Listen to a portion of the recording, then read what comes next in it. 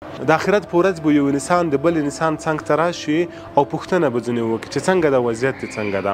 دی به ځواب ورکړي چې په اعمالو کې مې فقط یوه حسنه وه، نور هېڅ شی هم نشته دي.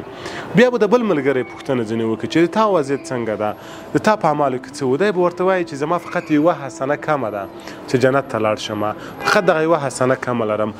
دغه ملګری چې په اعمالو کې یوه حسنه وه، دا به چورته ووایي چې په دغه یوه حسنه خو زه جنت ته نشم تللی، نو زه حتما دوزخ ته ځم.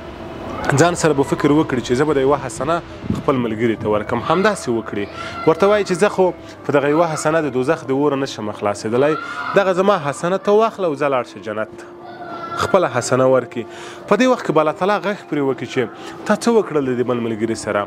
د بنده به ورته وي چې ای الله سبحانه وتعالی، زما په دې یوه حسنه باندې زه جنت ته نشوی تللی، نو ما وغوښتل چې د خپله حسنه مې ملګري ته ورکړم تر څو پورې هغه جنت ته پرې لاړ شي.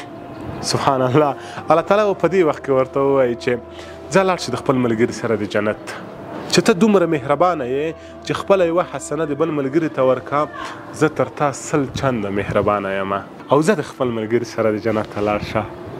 سبحان الله. السلام علیکم.